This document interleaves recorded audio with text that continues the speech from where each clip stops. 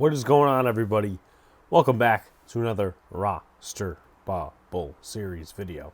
Be sure to like, comment, and subscribe. Turn on post notifications so you know when the live stream pops or a video drops. Appreciate y'all coming back.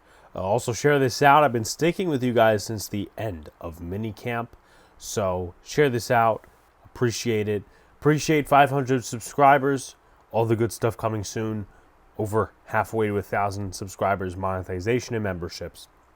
So another Roster Bubble Series video. In this type of video, I take a player that is on the roster bubble. I talk about their background, their competition, how they could win a roster spot, how they could lose a roster spot, and then a prediction at the end. Today's profile is Andrew Adams, safety. Now, this picture of him is when he was with the Giants the first time, but should be a familiar face to not most, but all Giant fans. Maybe most of them. I don't know. But anyway, he was an undrafted free agent out of UConn that Jerry re-signed in 2016. Played with the Giants till 2017, 2018. He got cut during training camp. Him and Darian Thompson were waived. They totally wiped that starting safety room. Then he got signed by the Buccaneers. Then the Lions signed him, cut him. And then the Buccaneers took him back.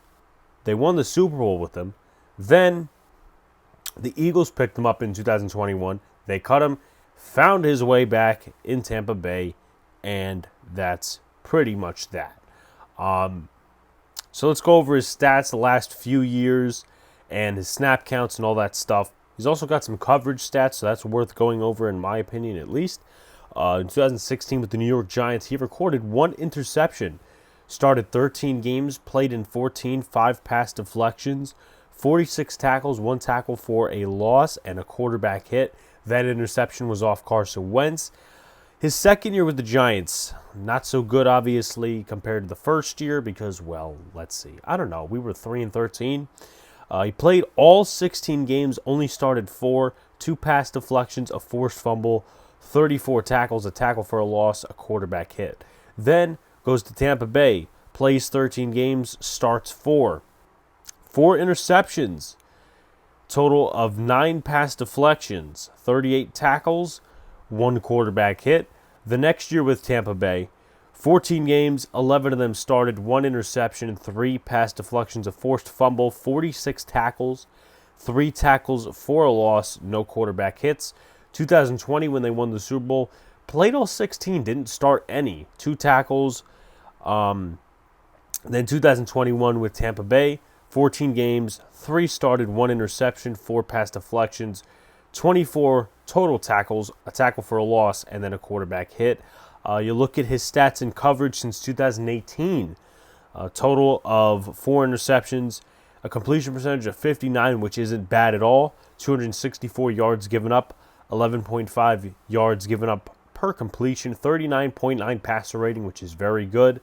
Then you move to the next year, 2019, 1 interception, gave up a completion percentage of 68.4, not very good. 208 yards, 2 touchdowns, 16 yards per completion given up, 117.9 passer rating. Then you move on to 2020, not much there. Didn't allow any completions, was targeted once, and that defaults out to a 39.6 passer rating. Then the following year, which was last year, gave up 7 completions on 10 targets, 1 interception, 60 yards, 8.6 yards per completion, 1 touchdown given up, and then 79.2 passer rating. Also, to go back to 2019, he gave up 2 touchdowns in comparison to 1 interception. Now, one of the I'm sorry for stumbling and mumbling. One of the most important parts here, the snap count. In 2016, 77% of the defensive snaps, 28% on special teams. The following year, kind of flip-flopped it. 25% on defense, 70% on special teams. Gets his new career in Tampa for the next 4 years. 44% on defense, 47% on special teams. The following year, 2019, 62% on defense, 38% on special teams.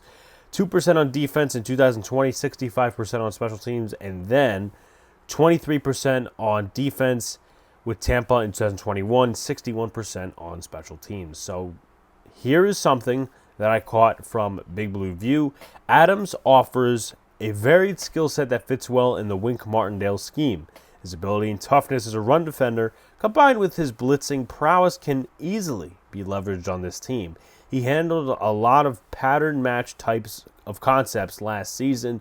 These concepts require high mental processing and athletic ability. A lot of the concepts eventually turned into man coverage.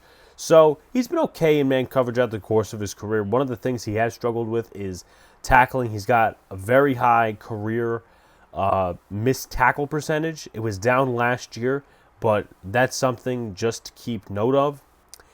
His competition, Trenton Thompson, Yusuf Corker, Jaron Williams, Gavin Heslop. Henry Black was supposed to be one of the guys that made this roster. I almost predicted him to make this roster, but he got cut the day the video was going to premiere, so a little hint right there. With that being said, I feel like Adams has a very good chance. Behind Julian Love, behind Xavier McKinney, and with Dave Belton, who's already a lock, I mean, you don't really have another veteran who plays multiple roles. It's just going to be a bunch of rookies, so you need some experience back there. He's played a lot of special teams over the course of his career, so it's not just, well, he plays this, and this on defense. He can also contribute on special teams, which we've known for a while. How can he win? Stretch and show his versatility, play as a role player, exhibit veteran experience. He's going to have to play very well in this preseason, and once again, Jaron Williams is contesting him for one of those safety spots. He's played well since he's been here. Gavin Heslop, the guy from Seattle that the New York Giants just signed. He's played in multiple spots, but with that being said, only a short percentage of snaps in the NFL. Yusuf Corker and Trenton Thompson, both undrafted free agents. So, in my opinion, Andrew Adams may have the best shot to make it out of those guys. Now, once again, how can he lose? Sinks in the depth chart. Loses reps, quiet but not in a good way, misses a lot of tackles. If you're not noticeable, that could be a bad thing. That could be a bad thing, especially if you're a veteran and you're trying to make this roster. Who knows? Maybe if he gets cut, he'll go right back to Tampa Bay. We'll see.